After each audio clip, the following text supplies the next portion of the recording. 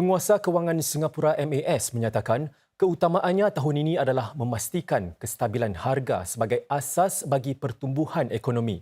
Ini kerana kenaikan kadar faedah di merata dunia membantu mengurangkan inflasi. Namun ia juga memperlahankan pertumbuhan ekonomi dan meningkatkan tekanan terhadap pasaran kewangan.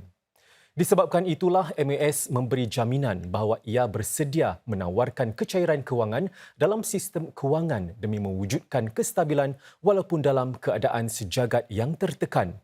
Salah seorang penganalisis tempatan mengatakan, dengan cabaran-cabaran luaran berterusan, Bank Pusat Singapura itu tidak dijangka mengetatkan lagi dasar kewangannya kali kelima berturut. The main driver of inflation are actually domestically driven, mainly mostly domestic costs such as labor costs and rentals, not so much about from imported goods. So therefore, further tightenings, further appreciation of the Sing dollar may not necessarily be that effective in terms of addressing the current drivers of inflation, the current source of inflation.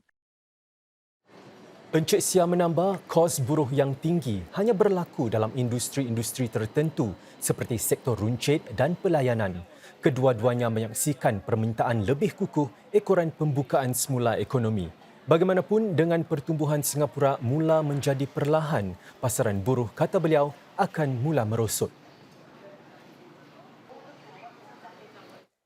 Sebuah peta hala tuju baru bagi meningkatkan lagi prasarana digital akan menjadi asas kepada daya maju perniagaan dan penduduk dalam era digital.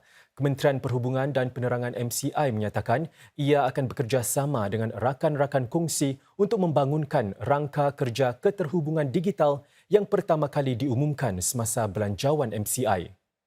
MCI menyatakan ia akan meningkatkan penggunaan huraian digital seperti bayaran dan invoice elektronik. Ia akan juga membantu syarikat-syarikat meningkatkan keselamatan siber dan kematangan digital secara keseluruhannya.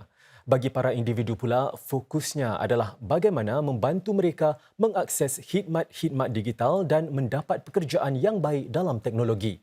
Usaha-usaha untuk melindungi para pengguna daripada perisian online berbahaya dan ancaman siber juga akan diteruskan.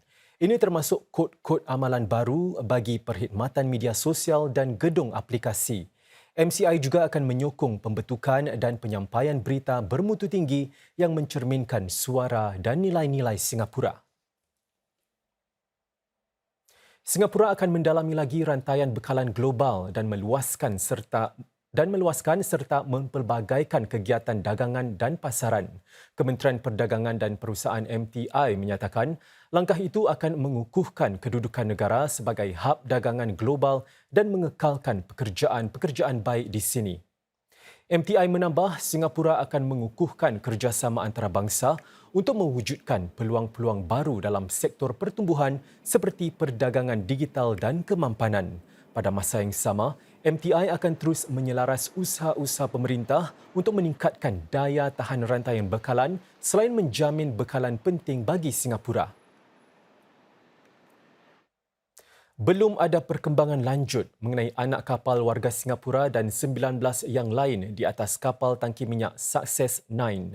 Ini setelah hampir 48 jam sejak orang-orang tidak dikenali menaiki kapal berdaftar Singapura itu di Teluk Gini. Kapal itu dilaporkan mungkin diserang lanun. Menurut Penguasa Maritim dan Pelabuhan Singapura MPA, ia telah bekerjasama dengan pemilik kapal Success 9 itu, Hai Sun Group dan pihak berkuasa lain dalam memantau keadaan dan memberikan bantuan. Kedua-dua MPA dan Hai Sun tidak dapat memberikan perkembangan terkini kepada pihak kami. Kemungkinan rampasan kapal itu berlaku sekitar 555 km dekat Ivory Coast Isnin lalu.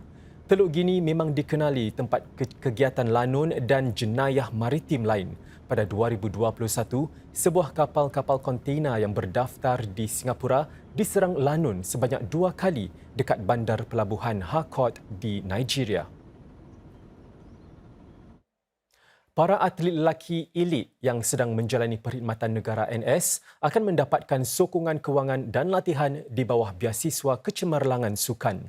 Matlamatnya untuk memudahkan para atlet kembali untuk pertandingan. Para atlet lelaki elit yang sedang menjalani perkhidmatan negara sepenuh masa sebelum ini dikuatiri akan hilang kelebihan untuk bersaing. Ini semua akan berubah mulai tahun ini dengan adanya biasiswa kecemerlangan sukan ataupun SPECS. Di bawah program tersebut, para penerima biasiswa akan menerima allowance dan juga sokongan latihan sambil menjalankan tanggungjawab NS. Sebelum ini, para atlet tidak layak untuk biasiswa itu ketika menjalani NS. We see many of our athletes go through national service, continue to fly the flag whilst they are in national service. And we want to make a commitment to recognize them even as they go through national service.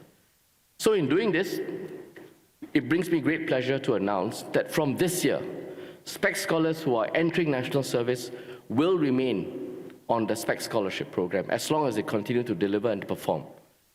Pembaharuan ini akan menyaksikan para perenang negara seperti Kua Cheng Wen, Darren Chua dan Jonathan Tan kembali semula dalam program biasiswa. Mereka sebelum ini melepaskan biasiswa mereka sebaik sahaja memulakan NS. Tahun ini, terdapat lebih 100 atlet dari 24 bidang sukan dalam program biasiswa SPECS, iaitu kohort terbesar sejak ia dilancarkan pada 2013.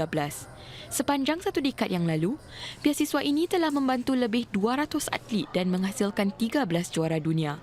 Ia juga membantu Singapura memenangi 25 kejuaraan dunia.